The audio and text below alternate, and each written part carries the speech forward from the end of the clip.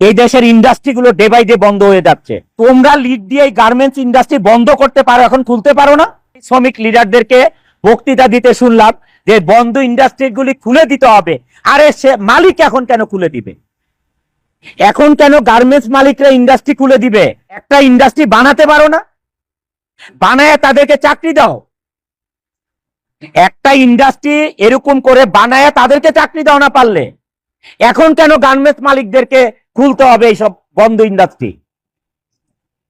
আজকে যদি আমি ইন্ডাস্ট্রি বন্ধ করে দিই, এখানে 12,000 লোক কাজ করে, নট 12,000, 12 লক্ষ লোক জড়িত এটার সাথে।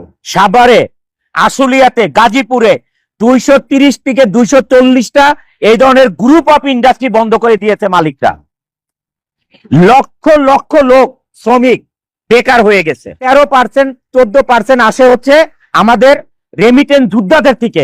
রেমিটেন্স আসার কারণে বাংলাদেশে এই রেমিটেন্স যোদ্ধাদেরকে যে সম্মান দিয়েছে, এয়ারপোর্টে আলাদা তাদের বাসস্থান করেছে যে তারা এসে রেস্ট করতে পারে, হোটেলের মতন করেছে, আত্মীয় স্বজন এসে থাকতে পারে, এয়ারপোর্টে তাদেরকে সার্ভিস দিতে হবে, এত ব্যবস্থা করেছে।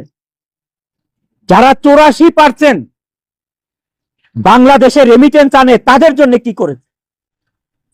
আমি এটা জোর হাতে রিকোয়েস্ট করছি আমাদের মাননীয় প্রধান উপদেষ্টার কাছে এবং যত উপদেষ্টা আছেন তাদের কাছে, আপনারা আমাদের জন্য কি করেছেন?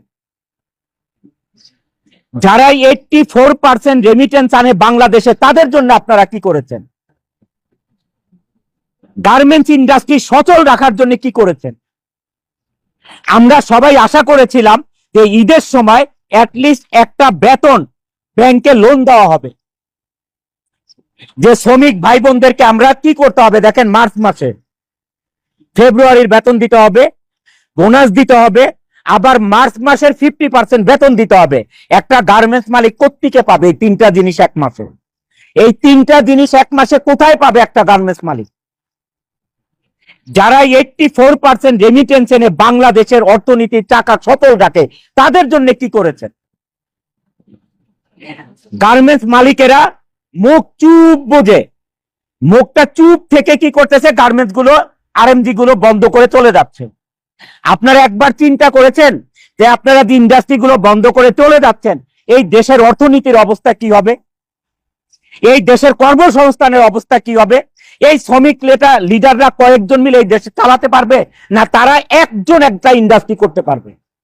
কেন 240টা প্রজেক্ট বন্ধ করে চলেছেন?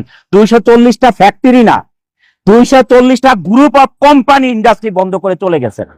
লক্ষ লক্ষ লোক বেকার হয়ে গেছেন। এই লক্ষ লক্ষ লোক বেকার হওয়াতে বাংলাদেশে এখন আপনাদের ছিনতাই বেড়ে গেছে, সন্ত্রাসী বেড়ে গেছে।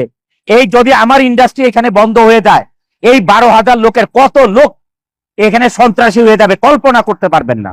মানুষের জীবন চালাতে পারবে না, এখানে লুটপাট শুরু করবে, দিনে দুপুরে দেখা যাবে ডাকাতি শুরু করে দিবে।